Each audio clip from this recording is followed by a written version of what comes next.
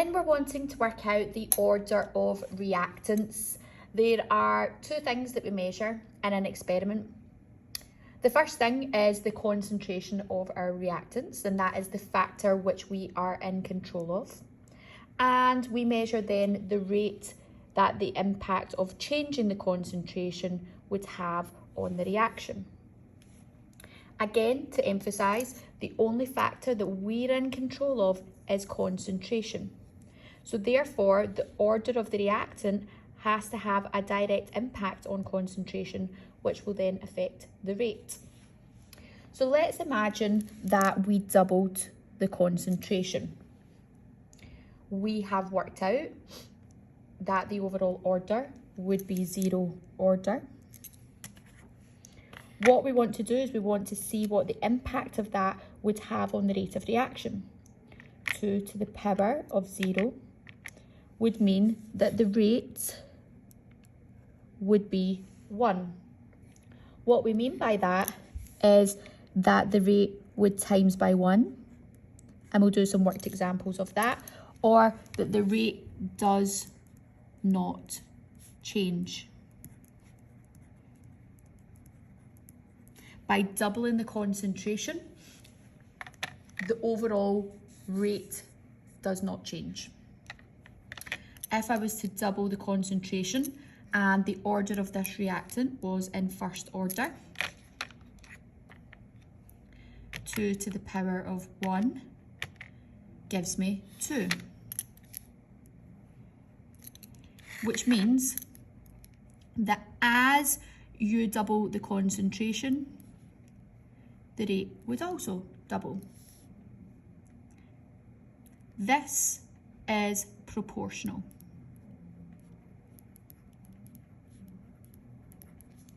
So if I doubled the concentration, the rate would double. If I tripled the concentration, the rate would triple. If I quadrupled the concentration, the rate would quadruple. It's proportional, okay? For this example, it's multiplied by 2, but remember, it's proportional. If I was to double the concentration and the overall order was second order, 2 to the power of 2 would mean that I would get 4 out. This would mean that if I doubled the concentration, the rate would quadruple. This is to the power. It is not multiplied by 2, it's to the power. So if I was to take a different example and say that I tripled the concentration and the order was to the power of 2, 3 to the power of 2 would give me 9, which means that the original rate would times by 9. Remember, this is to the power. If we want to work out the order of our reactants from a table of results, we have to first identify the two experiments we can compare when changing the concentration of that particular entity. If we want to find out the order of A, if we look at experiment 1, we have 1 mole per litre of A, and if we compare it to experiment 2, what we have is we have double the concentration of A, but B and C remain constant. So what we want to do with that is you always take the larger concentration, in this case it's 2.0, and divide by the lower concentration, which is 1.0, which means that we are doubling the concentration. We want to work out the order, so at the moment we can't pop that in, but we have got numerical data about the rate. So what we want to do with that is we want to take the rate of experiment 2, which is 40, divide by the rate of experiment 1, which is 20, which means that the rate doubles. 2 to the power of what gives 2? We can try from 0. 2 to the power of 0 would give 1. That's not the number we're looking for.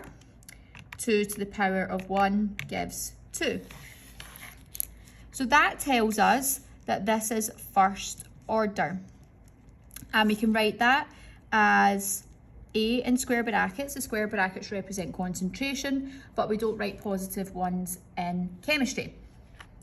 We have to do the same for our concentration of B, we need to find two experiments in which we only change the factor of B and A and C remain constant. So if we look at experiment 1 and we compare that to experiment 3, I can see that I'm changing the concentration of B, but A and C remain constant. Again, I take experiment 3's concentration, which is 2.0, and then divide it by experiment 1's concentration, which is 1.0, which means that I am doubling the concentration from experiment 1 to experiment 3. I want to work out the order. I don't have information about that, but I do have information about the rate. Experiment 3, the rate is 20, divided by experiment 1, which is 20, which gives me 1. 2 to the power of what gives me 1? I start off with 2 to the power of 0. 2 to the power of 0 is 1, which tells me that this is 0 order. So we would write this as B to the power of 0. The last concentration that we have to look at is for our reactant C. Again, we're going to use experiment 1. And if we look at the two experiments, the only one that it changes C and A and B remain constant are experiment 1 and 4. In experiment 4, the concentration of C is 2.0 divided by 1.0, which is the concentration of experiment 1, which means I am doubling the concentration. I want to find out the order, but the only information I've given is about rate. The rate of 4 is 80 divided by the rate of 1, which is 20, and that gives me 4. 2 to the power of what gives me 4? 2 to the power of 0 would give me 1. I'm looking for the number 4. 2 to the power of 1 gives me 2. And 2 to the power of 2 gives me 4. So this means that this reaction is in second order.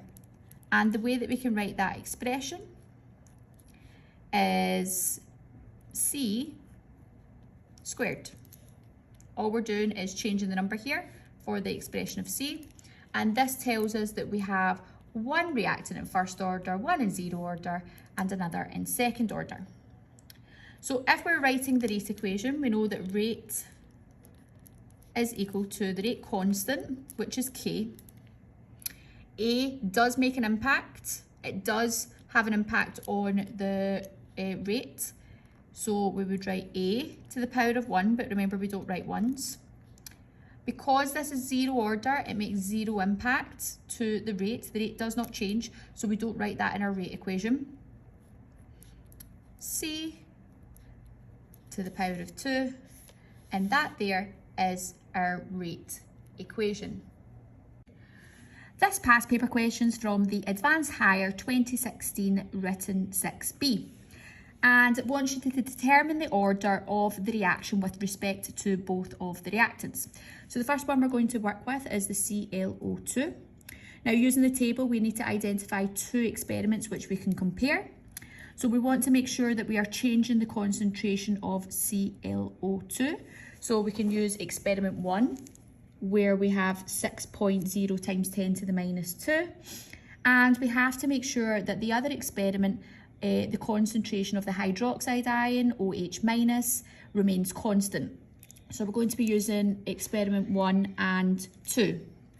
So to do this, we want to take the concentration of experiment 2 for the ClO2, which is 1.2 times 10 to the minus 1, and divide it by the lower concentration, which is 6.00 times 10 to the minus 2. And that will tell me what I have done to my concentration, and I have doubled the concentration between experiment 1 and experiment 2. I'm trying to work out the order, so at the moment I can't do that, but I have got a column which represents rates. So I'll do the same thing by taking the experiment 2 rate and dividing it by the experiment 1 rates. In the column for rates, we have 9.92 times 10 to the minus 2 for the rates of experiment 2. and we want to divide that by our original rate, which was 2.48 times 10 to the minus 2. And that tells us that the rate has quadrupled.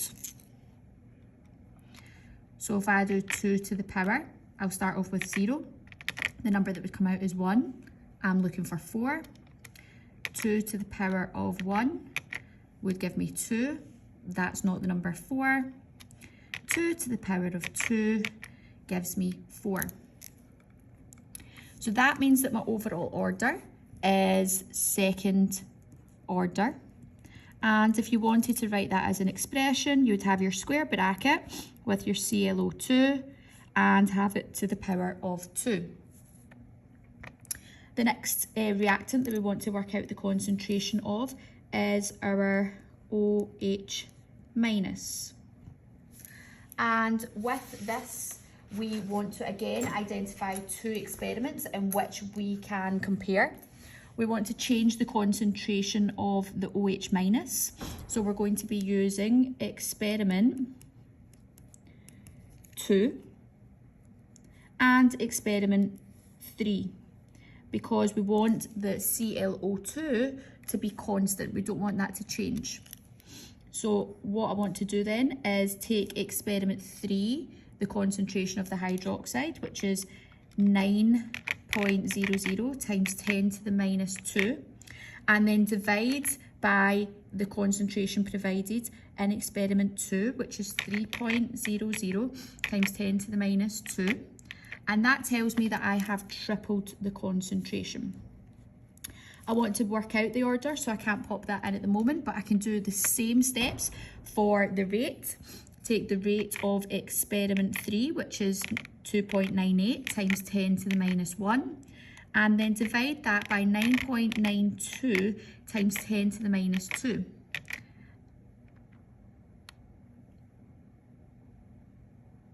And that means that that has also tripled. 3 to the power of 0 would give me 1. I'm not looking for the number 1. 3 to the power of 1 gives me 3. And that tells me that the order of the hydroxide is first order. And if I was to write that as an expression, I'd have the square bracket OH minus, but I don't put positive ones. We never put positive ones in chemistry. Now, if I was asked to write the overall rate expression, I would have a rate is equal to K, which is our rate constant, which we've not worked out yet, of the concentration of my ClO2 to the power of 2 and my OH minus to the power of 1 without having to write that. For this expression, we can work out the overall order of my reaction, overall order, and that's by adding my indices. 2 plus 1 equals third order.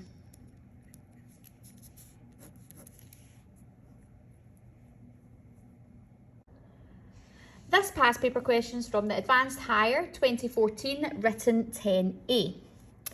And this question asks you to determine the order of the reaction with respect to each of the reactants that are given. So the first entity that we have is our 2-iodobutane, and the formula is given as such, and we have a square bracket round because we're looking at the concentration.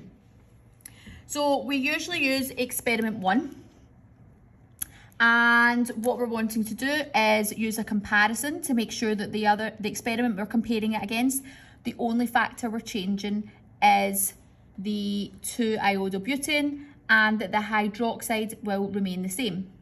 So the 2 experiments that we can change at this time is looking at experiment 1 and experiment 3. So if I'm looking for the concentration, what impact I have on the concentration, I take the bigger concentration, which is experiment 3, and divide it by experiment 1. And that tells me that I am tripling the concentration. I'm trying to work out the order, So I have to see what impact it has on rate. And if I take the rate of experiment 3, which is 4.1 times 10 to the minus 4, divide it by 1.4 times 10 to the minus 4, which is the rate of experiment 1, I can see that if I was to round this, the numbers aren't exact, but if I was to round this, that the rate would triple. A little bit of a rounding issue. Now, I need to see what I do to 3 to the power of what gives 3.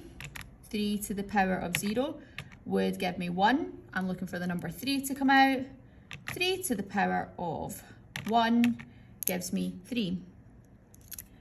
Which means that this is first order. Or you can write the expression as CH3, CHI, C2H5. We don't write positive ones in chemistry. Now, if we look at the hydroxide, I'm going to use experiment 1. I need to find the other experiment in which I'm only changing the hydroxide. And unfortunately, we don't have one where this will be kept constant. So what I'm going to do is I'm going to compare experiment 1 and 2. Because I've already compared experiment 1 and 3. I wouldn't be able to compare experiment 1 and 3 because I have to change the concentration of my hydroxide ion. So I'll take the concentration of experiment 2, which is 0.2, divide by the concentration of experiment 1, which is 0.1, and that tells me that I am doubling the concentration. What impact does that have on rate? Experiment 2, 2 to the power of 9 times 10 to the minus 4, divided by 1.4 times 10 to the minus 4. It will not come out exact, the older papers don't, but it almost, if I was doing rounding, it doubles. Now this, you would assume that this would be in first order, because 2 to the power of 1, to the power of 1, try that again. We'll try it again. 2 to the power of 1 comes out as 2. So we would assume that the hydroxide ion is in first order. However, we can also see that we have changed the concentration of the 2-iodobutane. And I know that that's first order. So that definitely is first order. If the total order is first order, that must mean that this does not have an impact, which suggests that the hydroxide actually must be 0 order. So we write OH minus to the power of 0. And this is because we have already worked out that we know for sure that this entity is in first order. We double the concentration, the rate will double. This must have 0 impact. So if we were to write this as the rate equation, we'd have rate is equal to the rate constant, which is K. And the only entity that we would have is our CH3, CHI, C2H5 to the power of 1, which we don't write in. Very tough question.